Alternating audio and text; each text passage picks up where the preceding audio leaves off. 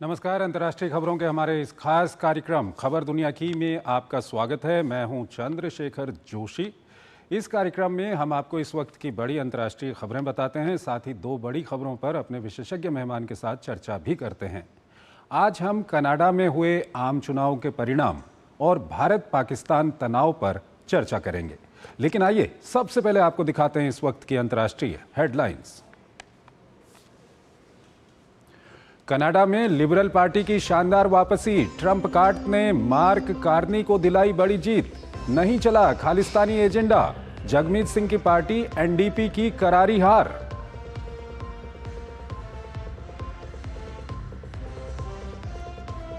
रूस ने 3 दिन के संघर्ष विराम को 30 दिन तक बढ़ाने के यूक्रेनी प्रस्ताव को किया खारिज। फ्रांस ने रूसी सैन्य खुफिया एजेंसी पर साइबर हमले का लगाया आरोप।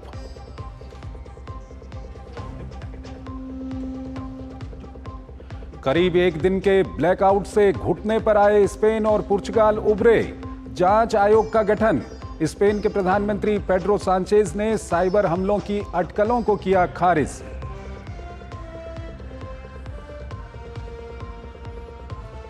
अमेरिकी राष्ट्रपति डोनाल्ड ट्रंप के कार्यकाल के 100 दिन। ट्रंप की लोकप्रियता में भारी गिरावट। आर्थिक और राजनीतिक उथल-पुथल से लोगों में भारी निराशा।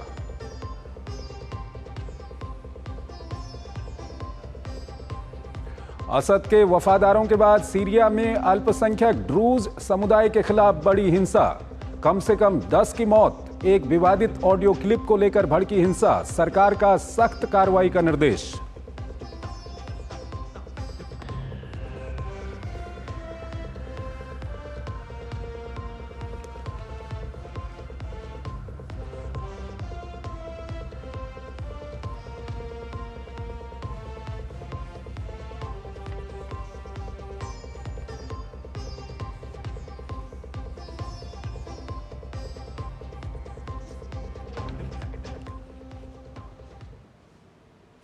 और आइए सबसे पहले बात करते हैं कनाडा में हुए आम चुनाव की। कनाडा में हुए आम चुनाव में वर्तमान प्रधानमंत्री मार्क कार्नी की लिबरल पार्टी का एक बार फिर सरकार बनाने का दावा मजबूत हो गया है। वो सरकार बनाने के करीब पहुंच गई है।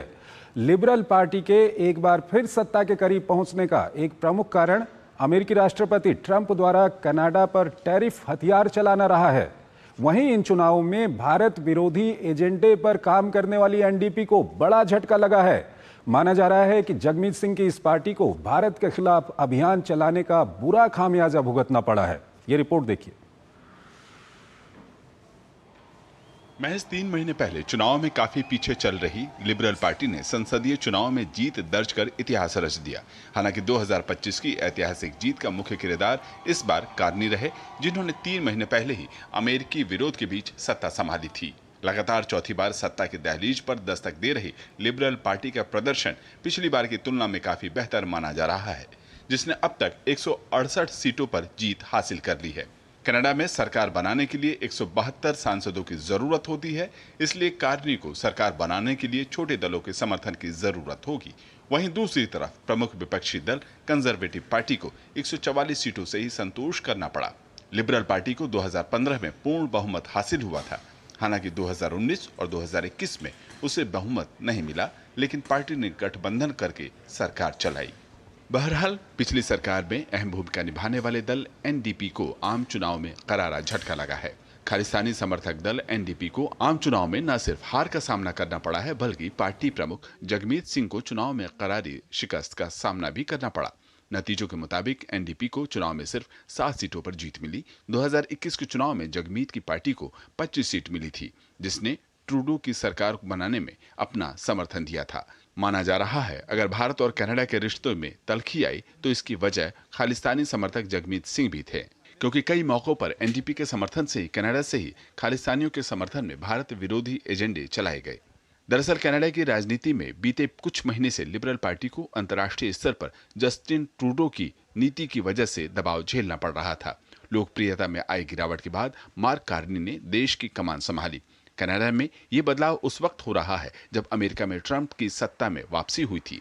ट्रंप की टैरिफ नीतियों ने दोनों देशों के रिश्तों को सबसे खराब दौर में पहुंचा दिया है। लिबरल पार्टी की सत्ता में वापसी की एक वजह ट्रंप के साथ व्यापारी युद्ध रहा, क्योंकि राजनीतिक रूप से गैर अनुभवी नेता माने जा रहे कार्नी कनाडा के मतदाताओं को ये भरोसा दिलाने में कामयाब रहे कि आर्थिक संकटों से निपटने के उनके अनुभव ने ट्रंप की नीतियों से निपटने को तैयार कर दिया है। बहरहाल पूरे चुनाव में जहां ट्रंप का मुद्दा हावी रहा, तो कार्नी इस दौरान भारत के साथ रिश्तों को सुधारने की वकालत करते दिखे। प्रधानमंत्री नरेंद्र मोदी ने कार्नी को बधाई देते हुए भारत कनाडा साझेदारी को मजबूत करने के साथ उनके साथ काम करने की उत्सुकता जताई।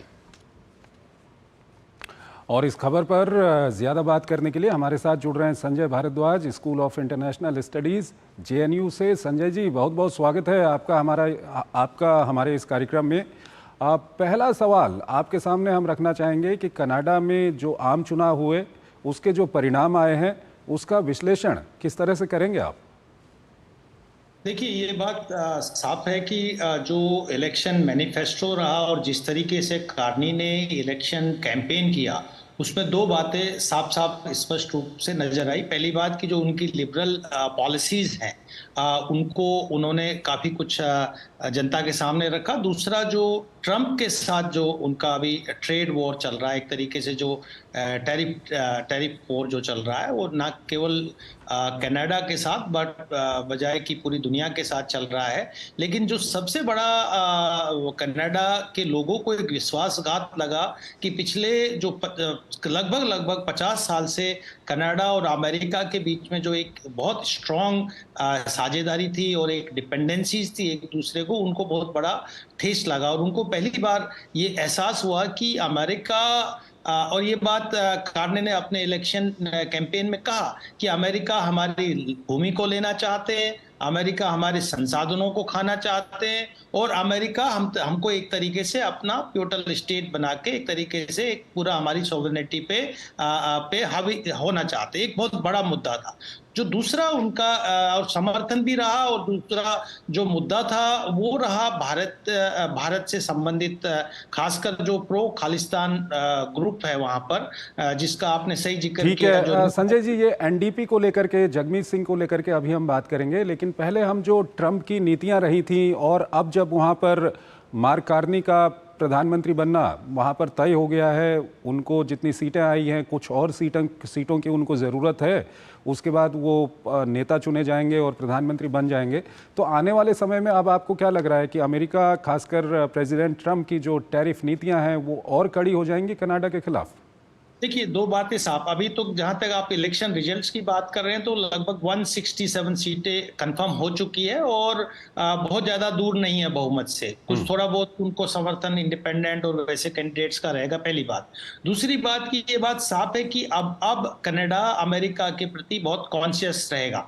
मुझे लगता है कि अमेरिका भी कनाडा को थोड़ा एक बार्गेनिंग एक उस पर लाने की कोशिश कर रहे थे, नेगोशिएशन के टेबल पे लाने का प्रयास कर रहे थे। तो निश्चित रूप से जो दोनों के बीच में अब, क्योंकि ये बात भी समझ चुके हैं अमेरिका और ट्रंप भी कि ऐसे कनाडा को आप एक तरीके से प्यूटल स्टेट बना के नहीं रख सकते जो पिछले कई दशकों से रखे हुए थे।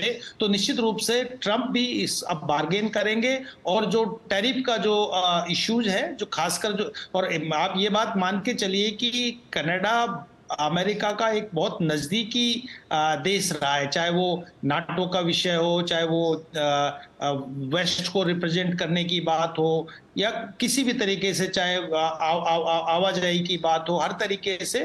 तो अमेरिका भी नहीं चाहेगा कि कनाडा उनके हाथ से निकल जाए। तो मुझे लगता है कि दोनों देशों में एक बार्गेनिंग जो स्कोप जो है वो ज्यादा बढ़ गया है। अब वो ट्रूडो वाली बात नहीं है। अब निश्चित रूप से कार्ने बहुत इनका जो जिस तरीके से राइज हुआ है वहाँ की राजनीति में, ये अपने आप में एक इंडिकेट करता है कि वहाँ के जो कनाडा के जो लोग हैं और जो इनके इलेक्शन मैनिफेस्टो और एजेंडा थे, उसको जब मैंडेट मिला है तो अमेरिका भी इस बात को समझेगा।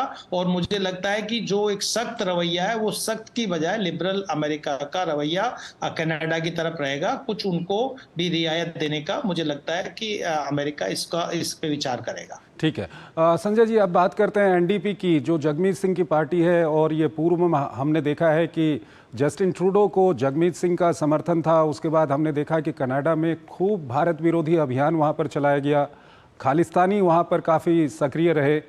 अब ये जगमीत सिंह की पार्टी को जिस तरह से झटका लगा है इन चुनावों में, क्या कहेंगे आप? जो भारत विरोधी एजेंडा वहाँ पर नापसंद किया जा रहा है, जो भारतीय वहाँ पर रहते हैं, प्रवासी भारतीय या जो लोग वहाँ पर वोट करते हैं लेकिन वो भारत मूल से जुड़े हुए हैं, क्या कुछ कहेंगे? देखिए, इसके दो मायने हैं और दो तरीके से इस बात को समझा जा सकता है। पहली बात ये कि सभी भारतीय निश्चित रूप से न्यू डेमोक्रेटिक पार्टी, जो जगमीत सिंह की पार्टी है, उसको समर्थन नहीं करते हैं। वो लिबरल और भारत के साथ कंस्ट्रक्टिव रिलेशंस की बात करते हैं। ये बात रखिए कि भारत के लगभग 4,27,000 स्टूडेंट्स वहां पढ़ते हैं और एक बहुत बड़ा जो इनकम है, लगभग $8 बिलियन तो डॉक्यूमेंटेड है। और अगर वैसे देखा जाए तो लगभग $20 बिलियन की आमदनी कनाडा को भारत से होती है। तो ये एक मुद्दा है जो कनाडा और भारत के लोग दोनों ही अच्छे संबंध रखने का प्रयास करते हैं। और जो बड़ा एक तबका है भारतीय, जो वहाँ पे डायस्पोरा कम्युनिटी है, जो वहाँ मूल निवासी हैं, वो इस तरीके के जो खालिस्तानी ग्रुप से उनको समर्थन नहीं देते हैं। दूसरी बात, जहां तक जगमीत सिंह की बात है और एनडीपी की बात है, वो निश्चित रूप से खुले तौर पे भारत विरोधी गतिविधियों में इन्वॉल्व थे। और जिस तरीके से ट्रूडो के जो स्टेटमेंट्स आए थे, खासकर जब हमारे यहाँ पे किसान आंदोलन चल रहा था, उसमें 2020 में उन्होंने स्टेटमेंट दिया, भारत के आंतरिक मामलों में दखल देने का प्रयास किया। साथ ही जो निर्जर का मुद्दा था, उसको बहुत बड़ा एक पॉलिटिसाइज करने का और एक तरीके से जो हमारी जो सामंजस्य है, धार्मिक सामंजस्य है भारत में, उसको बिगाड़ने का ट्रूडो प्रयास कर रहा था। और क्योंकि उनके ऊपर जो न्यू एनडीपी के जो जगमीत सिंह का उन पे दबाव था, तो ये दोनों बातें थी जो भारत के कनाडा के साथ एक तरीके से रिश्तों को एक खराब दिशा में ले जा रहे थे। और बहुत सारे जो मुद्दे थे, जो प्रमुख मुद्दे थे, व्यापार से संबंधित मुद्दे थे, जिसमें हम कहेंगे कि जो कॉम्प्रिहेंसिव इकोनॉमिक पार्टनरशिप का एग्रीमेंट की बात थी, जो डिस्कशन चल रहा था, एक जो सीओ राउंड टेबल डिस्कशंस में चल रहा था, वो खटाई में पड़ गया था। साथ ही जब हम बात कर रहे थे कि फ्री ट्रेड एग्रीमेंट रखेंगे, वो खटाई में पड़ गया था। और जो हमारा ट्रेड था, वो भी बहुत कुछ हद तक बढ़त नहीं कर पाया था। लगभग $8 बिलियन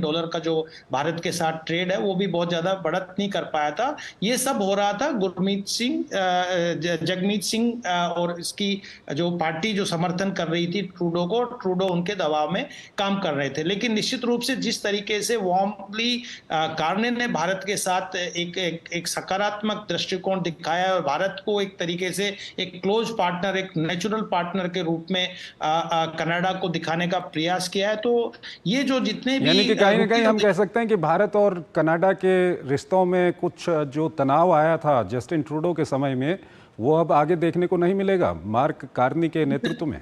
बिल्कुल भी नहीं मिलेगा। और जो कुछ जो दूरियां हो गई थी ट्रेड के मामले में या एफटीए के मामले में या कॉम्प्रिहेंसिव इकोनॉमिक पार्टनरशिप के, मुझे लगता है उसमें बढ़ोतरी आएगी। और जो उनके अपने इमिग्रेशन पॉलिसी है या सिटीजनशिप देने का, मुझे लगता है वो एक पॉजिटिव रवैया रहेगा। और जो इनके ट्रैप में फंसे थे जगमीत सिंह के, वो ट्रैप का उन्होंने तो रिजाइन भी कर दिया, वो उन्होंने पार्टी के पद से भी रिजाइन कर दिया। तो अब उनका महत्व नहीं रहा और वो ये बात लिबरल पार्टी के लीडर्स भी समझ चुके हैं। बहुत बहुत शुक्रिया संजय जी इस विषय पर अपना विश्लेषण रखने के लिए। एक और महत्वपूर्ण विषय है, आप बने रहिएगा, अभी आपसे बातचीत करेंगे, लेकिन पहले एक छोटा सा ब्रेक लेना। सस्ते वाले दाल मसाले स्वाद हुआ बेकार, NDH की हल्दी मिर्ची धनिया करे कमाल, ये रंग दे, ये खुशबू दे, ये तीखा, ये कम पड़े, क्या निराला NDH मसाला।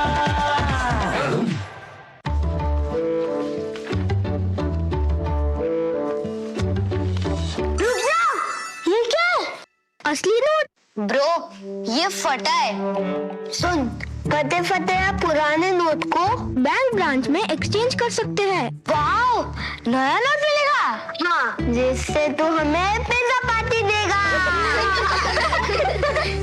RBI कहता है, स्मार्ट बनो, कूल रहो। यार मार्केट कैसा ऊपर नीचे होता है। सनसेट से पहले म्यूचुअल फंड के मैदान से निकलने का टाइम आ गया है। अच्छा एक बात बता, तू इंडियन टीम का फैन कब से? 96 से सेमीज तक पहुंचे थे यार, फिर हार गए।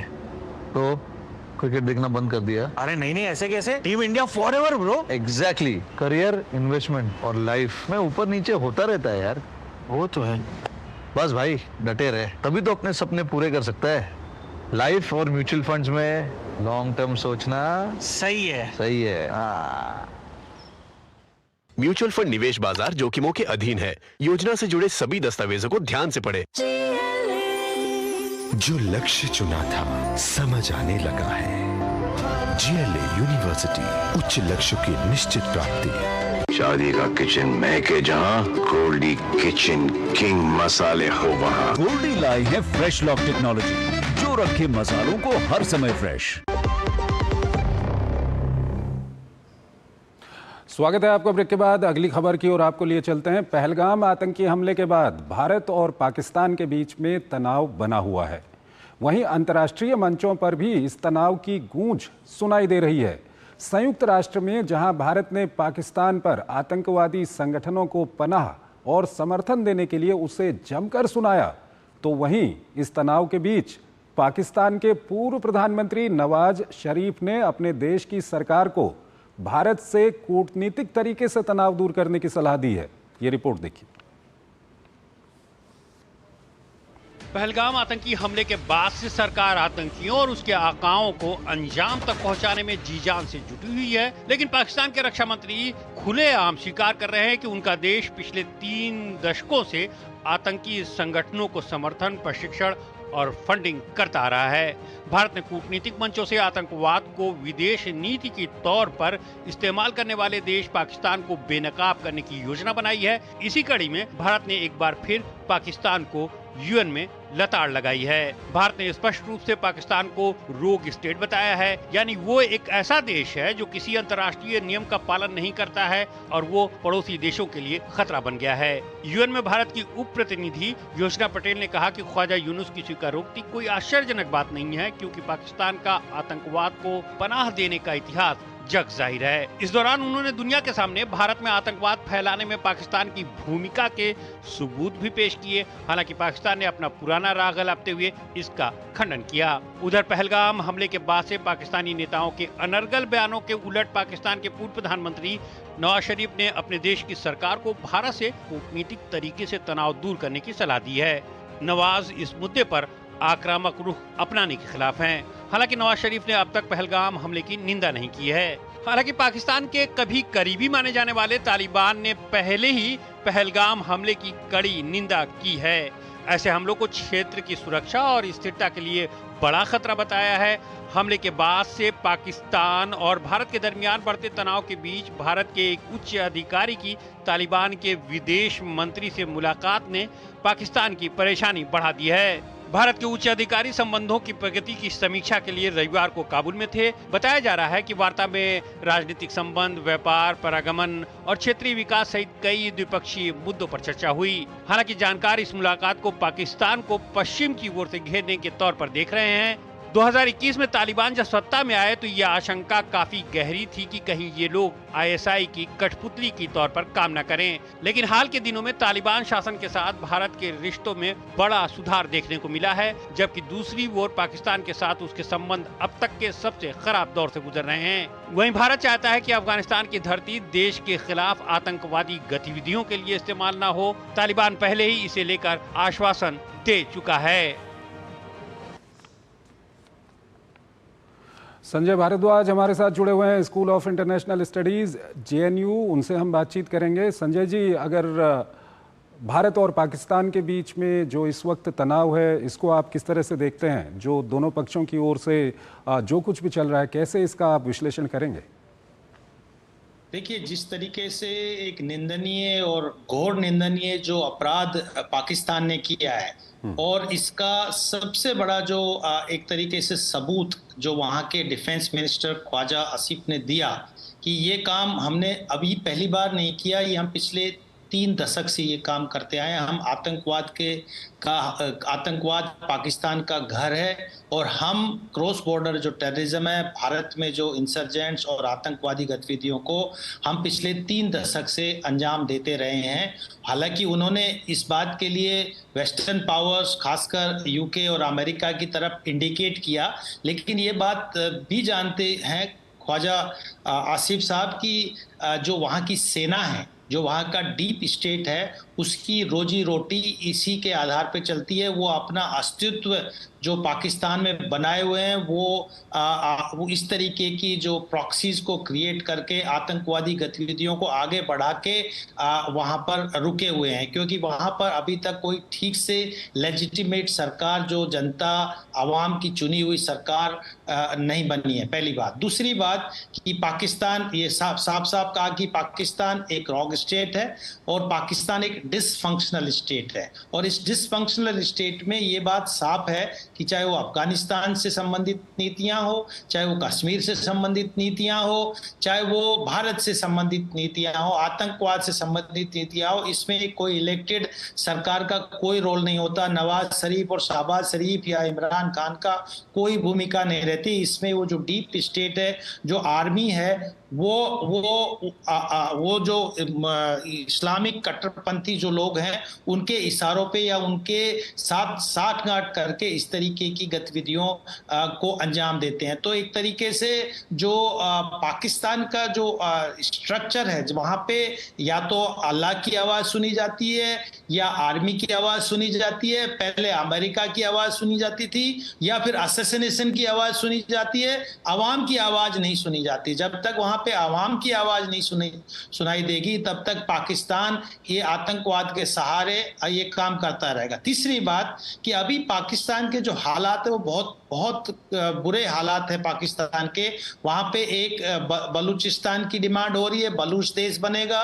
कुछ दिनों बाद में वहाँ पे सिंधु देश की डिमांड होगी, सिंधु देश बनेगा, क्योंकि जो पंजाबी मुहाजिर कोटरी है, जो सेना का दबदबा है, ब्यूरोक्रेसी या पॉलिटिक्स में दबदबा है, वो इनसे तंग आ चुके हैं और वो यहाँ से छुटकारा चाहते हैं। दूसरी बात कि आसिफ जो वहाँ के अभी आर्मी चीफ है, उनको एक्सटेंशन चाहिए, तो वो इस तरीके की गतिविधियों को अंजाम दे रहे हैं। लेकिन जहां पर नवाज शरीफ का जो स्टेटमेंट आया, शहबाज शरीफ का स्टेटमेंट आया, दोनों ही कूटनीतिक बातों की कि भारत के साथ में कूटनीतिक संबंध के माध्यम से शांति रखना चाहिए, लेकिन क्योंकि उनका सेना पर कोई किसी तरीके का कंट्रोल नहीं है, सेना उनके ऊपर है, वो कॉन्स्टिट्यूशन से भी ऊपर है। तो जो पाकिस्तान के हालात है, वहां पे सिक्योरिटी क्राइसिस है, वहां पॉलिटिकल क्राइसिस है, वहां पे इकोनॉमिक क्राइसिस है, वहां इन्फ्लेशन का हालात देखिए, वो सब डाइवर्ट करने के लिए इस तरीके के प्रॉक्सीज को इस्तेमाल करके वो आतंकवादी गतिविधियों को अंजाम देते हैं। और ये बात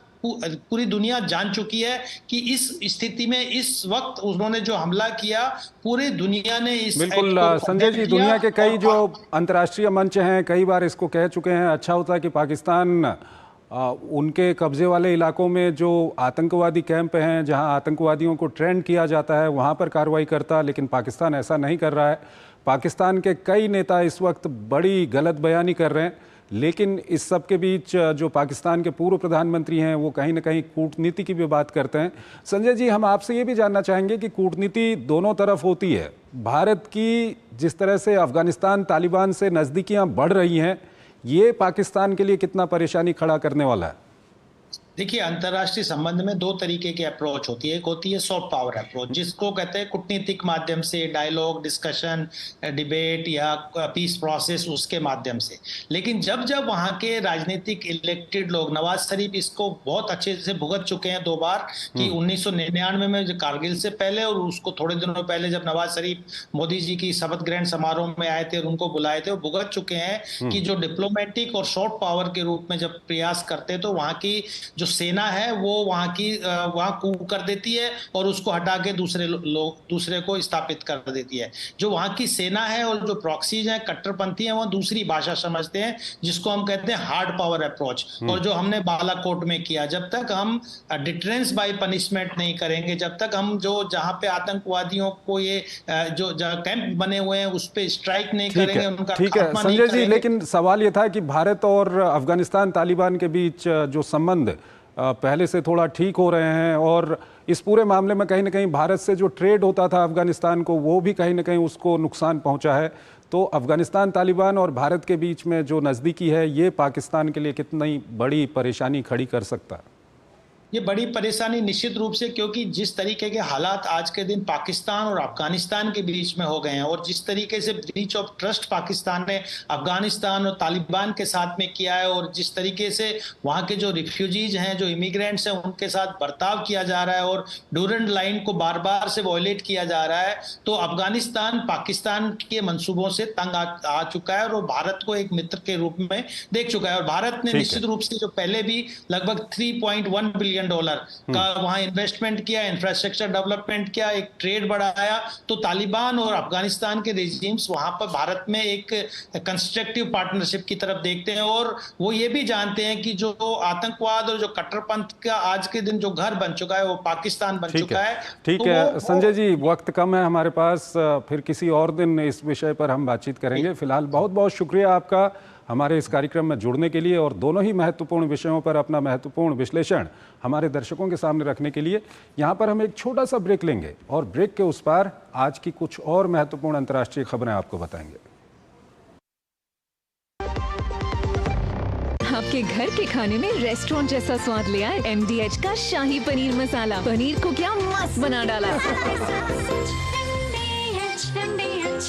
जब धरती चीर कर निकलता है लोहे का पत्थर और मिलता है मोंगिया के जोश से, फिर तपता है, पिघलता है और बनता है फौलाद। अब होता है सरिया सारी खूबियों के साथ। मोंगिया स्टील, मजबूत देश का मजबूत सरिया। क्या हो गया भाई? भैया आपसे सीखकर म्यूचुअल फंड्स में SIP शुरू की थी, लेकिन कभी कभी अपडेट्स देखकर मेरा मन भटकने लगता है। सुन, ये लिफ्ट जब ऊपर नीचे जाती है तो तू निकल जाता है। नहीं भैया, यही तो सही मंजिल तक ले जाती है। तो बस म्यूचुअल फंड्स का भी यही है, डटे रहेगा तो तू भी अपने सपनों के पास पहुंच सकता है। हाँ बिल्कुल आपकी तरह। सही है। म्यूचुअल फंड निवेश बाजार जोखिमों के अधीन है। योजना से जुड़े सभी दस्तावेजों को ध्यान से पढ़ें। जो लक्ष्य चुना था समझ आने लगा है। GLA यूनिवर्सिटी, उच्च लक्ष्य की निश्चित प्राप्ति। शादी का किचन महके जहां, गोल्डी किचन किंग मसाले हो वहां। गोल्डी लाई है फ्रेश लॉक टेक्नोलॉजी, जो रखे मसालों को हर समय फ्रेश।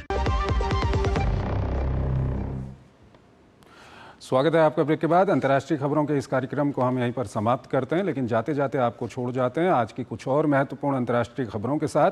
आप इन खबरों को देखिए और हमारी पूरी टीम को इजाज़त दीजिए। नमस्कार।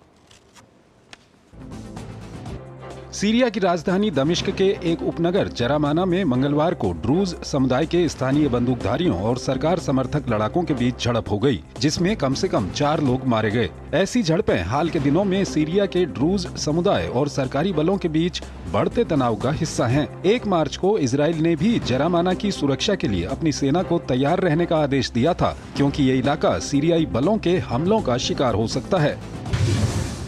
यूक्रेन ने अप्रत्यक्ष तौर पर स्वीकार किया है कि पिछले शुक्रवार को मॉस्को में कार बम विस्फोट में मारे गए एक वरिष्ठ रूसी लेफ्टिनेंट जनरल की मौत के पीछे उसका हाथ था। राष्ट्रपति वोलोदिमीर ज़ेलेंस्की ने सोशल मीडिया पर युद्ध की शुरुआत से लेकर अब तक शीर्ष रूसी सैन्य अधिकारियों की हत्या के लिए सोमवार को यूक्रेन की विदेशी खुफिया सेवा की प्रशंसा की। रूस ने 8 से 10 मई तक घोषित संघर्ष विराम को 30 दिन बढ़ाने के यूक्रेन के प्रस्ताव को खारिज कर दिया है। वहीं यूक्रेन ने रूस के राष्ट्रपति व्लादिमीर पुतिन के यूक्रेन के साथ सीधे शांति वार्ता शुरू करने के प्रस्तावों का अब तक जवाब नहीं दिया है। क्रेमलिन प्रवक्ता दिमित्री पेस्कोव ने जानकारी दी कि यूक्रेन ने ये भी स्पष्ट नहीं किया है कि वो मई के लिए घोषित 3 दिवसीय संघर्ष विराम का हिस्सा बनेगा या नहीं, जबकि रूस बिना किसी शर्त के वार्ता की प्रक्रिया शुरू करने के लिए तैयार है। स्पेन और पुर्तगाल में इतिहास के सबसे बड़े ब्लैकआउट के बाद आखिरकार बिजली बहाल कर दी गई है। ब्लैकआउट के बाद जनजीवन फिर से सामान्य हो रहा है। ट्रेन, मेट्रो सेवाओं के साथ साथ स्कूलों को दोबारा खोल दिया गया है।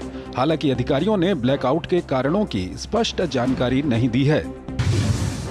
फलस्तीनी रेड क्रिसेंट सोसाइटी PRCS ने बताया कि इजराइल ने गाजा में एक पैरामेडिक असद अल नसारा को रिहा कर दिया है। नसारा उन 17 सहायता कार्यकर्ताओं में से एक था जिन पर 23 मार्च को दक्षिणी गाजा के तेल अल सुल्तान में इजरायली बलों द्वारा हमला किया गया था और 15 कार्यकर्ताओं की मौत हो गई थी। चीन के उत्तर पूर्वी क्षेत्र में एक रेस्तरां में भीषण आग लगने से 22 लोगों की मौत हो गई है।